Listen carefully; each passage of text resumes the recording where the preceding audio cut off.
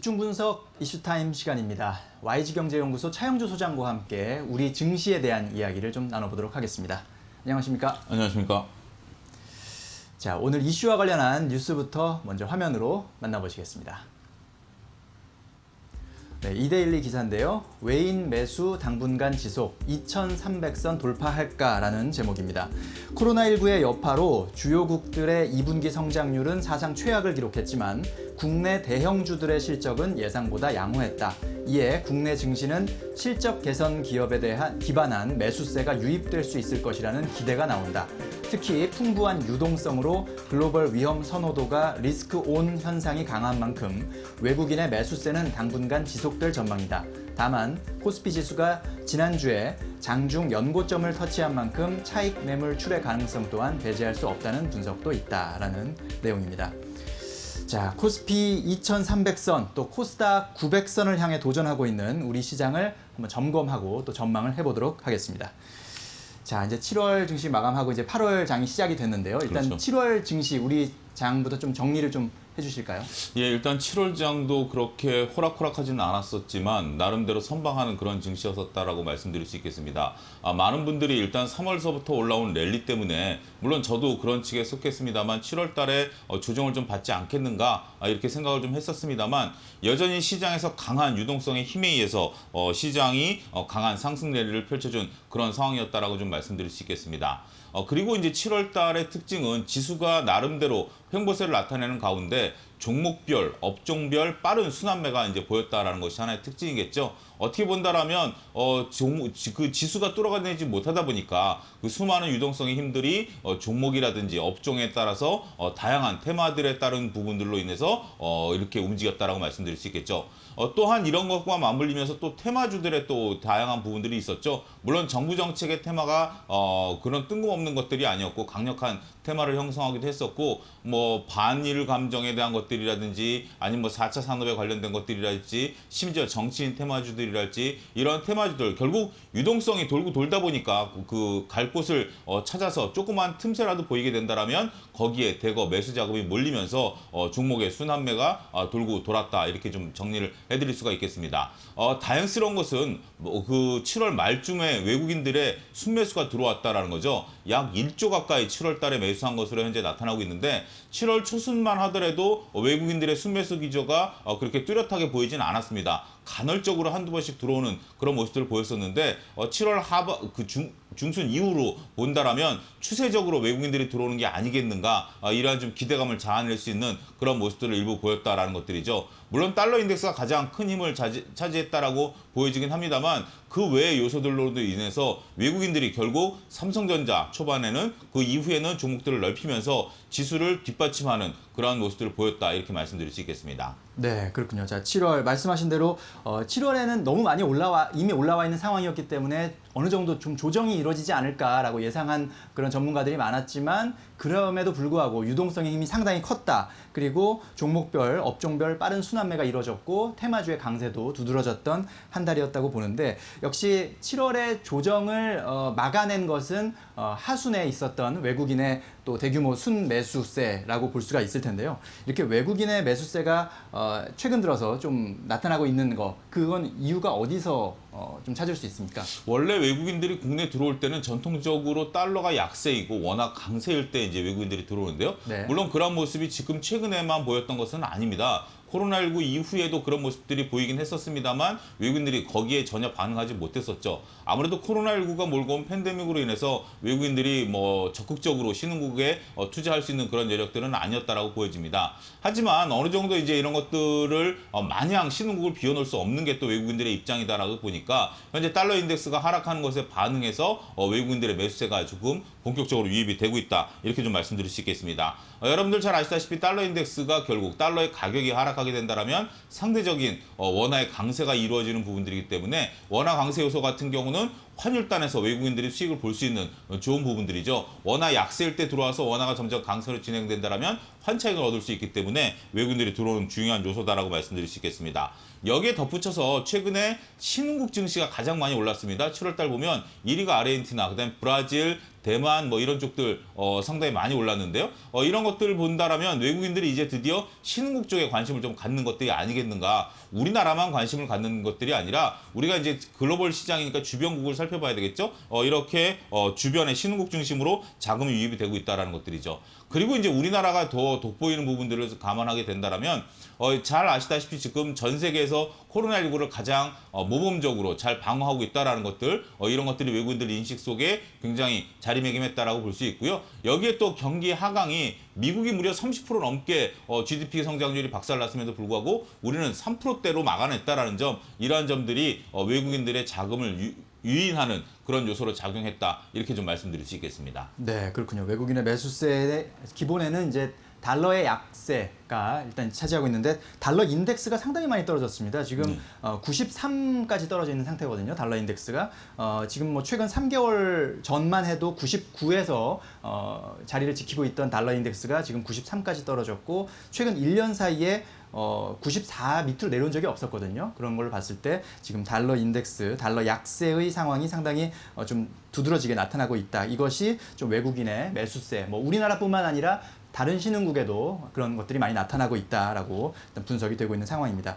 자, 이런 상황에서 일단 8월 장은 시작이 됐거든요. 8월 증시가 그렇죠. 시작이 됐는데 네. 자, 어떻게 좀 전망을 해야 될까요? 올랐으면 좋겠습니다. 예, 올랐으면 좋겠는데 글쎄요, 뭐 과연 뭐 호락호락하진 또 않을 것이다. 네. 이렇게 좀 말씀드릴 수 있겠습니다. 일단 8월 증시 같은 경우 현재 고객 예탁금이 45조 대에서 횡보세를 나타내고 있습니다. 뭐 일부 IPO 공모가 있을 때 50조를 찍긴 했었습니다만 전반적으로 45조 단에 있는 이러한 유동성들이 쉽게 가라앉지는 않을 것으로 현재 보여지고 있습니다. 따라서 유동성 힘에 의한 증시의 상방향의 움직임은 계속해서 우리가 악재와 호재 속에 지금 증시가 많이 올라온 거는 분명 악재죠. 하지만 호재를 찾아서 증시는 계속해서 상승 랠리를 펼칠 가능성이 있다라고 말씀드릴 수 있겠고, 두 번째는 앞서 언급드렸다시피 이제 외국인들의 자금 유입을 기대 봄직하다라는 상황이죠. 말씀하셨다시피 달러 인덱스가 93까지 떨어진 상황에서 외국인들이 결국 외국인들도 현재 지금 돈이 많거든요. 돈이 많은 상황에서 이러한 유동성을 신흥국 쪽으로 쏟아부을 가능성이 있고, 외국인들은 추세적으로 움직이는 경향들이 강하죠. 따라서 한번 이러한 물줄기가 이쪽으로 돌아왔기 때문에 외국인들의 자금 유입도 기대해 볼 수 있다, 이렇게 좀 말씀드릴 수 있겠습니다. 하지만 반면에 우리가 이제 마냥 좋은 것만은 아니죠. 고려해봐야 될 것들이 있죠. 현재 지금 경기 둔화세가 계속해서 지속되고 있다는 것은 증시에 있어서 언제든지 악재로 터질 가능성이 있다라고 말씀드릴 수가 있겠습니다. 미국 같은 경우도 경제가 좀 흔들리고 있고 코로나19가 계속해서 지속이 된다면 우리나라도 2분기까지는 잘 버텼습니다만 3분기 때 또 장담할 수는 없다라는 그러한 또 불안감도 있죠. 이렇게 경기가 하강 국면으로 접어들게 된다면 결국 주식에 있어서 가장 중요한 기업의 이익이 개선되는 부분들이 줄어들 가능성이 있다는 것들입니다. 물론 일부 언택트 쪽에 대해서는 기업의 이익이 계속해서 늘어나겠습니다만 중후장대 산업 쪽에서 본다라면 기업의 이익이 감익될 가능성이 있기 때문에 8월장도 7월장처럼 어떤 뭐 딱 추세적으로 올라간다 떨어진다 이런다기보다는 계속해서 횡보세를 나타내면서 종목별 차별화가 이루어지지 않을까, 그렇게 좀 말씀드릴 수 있겠습니다. 네, 그렇군요. 유동성 같은 어떤 수급 상황을 보자면 좀 긍정적으로 볼 수 있는 부분이 많이 있지만 실물 경제나 어떤 기업 실적 이런 것을 봤을 때는 여전히 좀 우려할 만한 부분도 있다라고 볼 수가 있겠고, 그런 상황에서도 계속 증시가 올라오다 보니까 시장에서는 이제 변동성 확대에 대한 우려도 많이 이야기를 하고 있거든요. 그렇죠. 자, 이 변동성 확대는 또 어떻게 봐야 됩니까? 일단 뭐 지금 뭐 지수대가 2200선에서 머무르고 있죠. 특히 코스닥 같은 경우 신고가를 갱신하고 있습니다만 코스피 같은 경우 조금 답답한 행보를 보이고 있고, 여기에 이제 그 삼성전자 같은 경우도 6만 원의 벽이 확실해지고 있는 그런 상황 아니겠습니까? 따라서 언제든지 현재 지금 증시가 변동성이 확대된다고 해서 이상할 것은 없다, 이런 지금 인식들은 있는 것으로 보여집니다. 현재 지금 개인들의 매수세가 연일 강하고 이런 것들을 강조하시는 분들이 있는데, 우리가 7월 말장에서도 확인했다시피 외국인의 매수세가 없이 개인의 힘만으로써 이런 것을 뚫어주기에는 다소 역부족이다라고 좀 말씀드릴 수 있습니다. 외국인들, 우리가 지금 앞에서도 얘기했습니다만 들어올 수 있는 여건은 됩니다만 서로 외국인들이 안 들어와주게 된다라면 개인의 힘은 언제든지 빠질 수 있다라는 점, 그리고 증시가 만약에 하강 국면으로 접어들었을 때 고객의 예탁금은 또 물밀듯이 빠져나갈 가능성도 있거든요. 그러한 부분들에 대한 고려도 우리는 충분히 해야 된다라고 좀 말씀드릴 수 있겠습니다. 하지만 이 변동성이 확대된다고 해서 지수가 급락을 하거나 그런 모습들을 보이지는 않을 것으로 보여집니다. 일단은 8월 장세 같은 경우는 변동성이 일어나는 것들이 종목별, 업종별 순환매가 돌면서 차별화가 이루어질 것이다. 저는 그렇게 말씀드리고 싶습니다. 어제 국내 시장에서도 보여지듯이 일부 LG화학 같은 경우는 10% 가까이 올랐습니다만 한생 같은 경우는 4% 가까이 밀렸습니다. SK바이오팜도 한 4% 가까이 밀렸고요.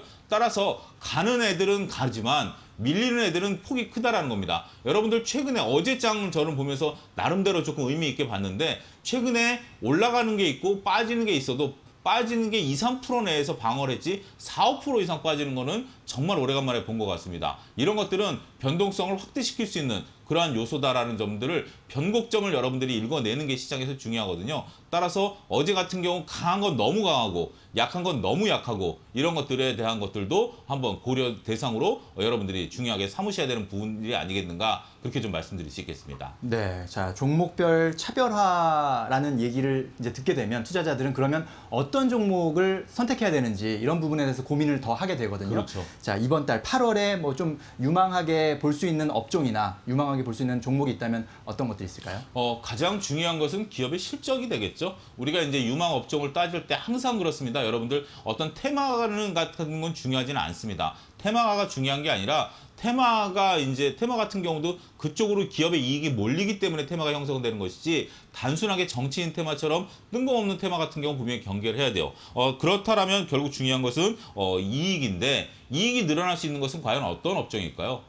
여러분들이 스스로 답을 아실 겁니다. 언택트만이 지금 유일하게 현재 기업의 이익이 증가할 가능성이 높다라고 보는 거죠. 어제 같은 경우도 언택트 관련주들이 다시 재상승하는 모습들을 보였습니다. 2차 전지 관련 부분들도 상당히 많이 올랐습니다만 2차 전지에 대해서는 아직까지는 조금 설랑설레하는 부분들이 있습니다만 언택트에 관련해서는 확실하게 이익이 현재 개선되고 있다라고 좀 말씀드릴 수 있겠죠. 반면에 중무장대 산업 순환매가 7월 달엔 돌긴 했었죠. 자동차라든지 화학이라든지 이런 쪽들이 돌긴 했었습니다만 아직까지 이익에 대한 것들은 조금 고개가 갸우뚱해지는 부분들도 분명히 있다라는 점입니다. 따라서 우리가 이런 테마에 대해서는 상대적으로 위험이 있습니다만 이익이 늘어나는 언택트에 대해서는 관심을 가지셔도 되지 않을까. 따라서 가장 중요한 것은 이익이다. 이 점만 명심하신다면 여러분들이 종목을 선택하는데 큰 어려움이 없지 않겠는가. 그렇게 말씀드릴 수 있겠습니다. 네, 그렇군요. 가장 중요한 것은 역시 기업의 이익이다. 그리고 테마라는 것도 결국은 이익이 많이 쏠렸기 때문에 그 테마가 생기는 것이다. 그러니까 테마도 근거가 있는 테마를 잘 찾아야 한다라는 말씀으로 해석을 할 수가 있을 것 같고, 근데 아무래도 종목, 변동성 이런 이야기가 나오다 보면 개인 투자자 입장에서는 상당히 좀 쉽지 않을 것 같아요. 판단 자체가. 그렇죠, 예. 투자자들에게 좀 대처 방안을 조언해 주신다면 어떤 말씀을 해주실 수 있겠습니까? 8월장은 우리가 3, 4월 달에 보였던 것과는 좀 다를 겁니다. 7월장도 좀 다르다라고 느끼셨을 텐데 이런 다름은 7월보다 8월이 더 크게 느껴지실 것으로 보여집니다. 따라서 지금 현재 장에서는 테마주를 따라가는 그런 것들보다는 일정 부분 현금은 항상 대비해 놓으시고 여러분들 이제 종목을 조정받으면 충분히 살 수 있는 종목들이 이제 나올 겁니다. 따라서 현금 부분들을 좀 가져가셔야 된다. 이렇게 말씀드릴 수 있겠고, 현금을 갖기 위해서는 한 템포 쉬어가는 것도 좋습니다. 너무 올라가는 것들, 지금까지 수익이 안 났다고 해서 옆에 동료는 수익이 100% 났는데 나는 수익이 20%밖에 안 났다. 이런 걸 조급해 하실 필요가 없습니다. 그런 순간 여러분들의 욕심이 생기고 그러면 주식시장에서 진다라는 것을 명심하시고 지금은 한 템포 좀 쉬어가는 전략들도 필요하다. 언젠가는 우리가 이제 이런 표현이 좀 하지만 당구에서 네. 처음에 잘 친다고 해서 이기는 게 아니라 맨 마지막 가면 다 만난다 이런 용어도 있지 않습니까? 그렇죠. 네, 그런 것처럼 끝에 가면 다 만나게 됩니다. 그런 부분들을 생각하시고 분산 투자를 상당히 중요시해야 된다. 이제는 한쪽의 쏠림보다 몰빵보다는 분산을 하셔야 된다라는 부분들 하셔야 된다라고 말씀드릴 수 있겠고, 그래도 내가 주식을 사겠다라면 앞서 언급드린 이익이 증가하는 언택트 쪽으로 관심을 가지십사, 그렇게 좀 말씀드리도록 하겠습니다. 네, 자 조급하면 진다는 말씀 정말 저도 공감하고 있는데 여러분들도 참 명심했으면 좋겠고, 현금을 하자는 전략은 이게 주식시장에서 떠나자라는 얘기가 아니라 이보 전진을 위한 일보 후퇴라고 생각하시고 총알을 모아두시는 것이 필요하다라는 말씀으로 해석하시면 될 것 같습니다. 네, 오늘 말씀 잘 들었습니다. 감사합니다. 감사합니다.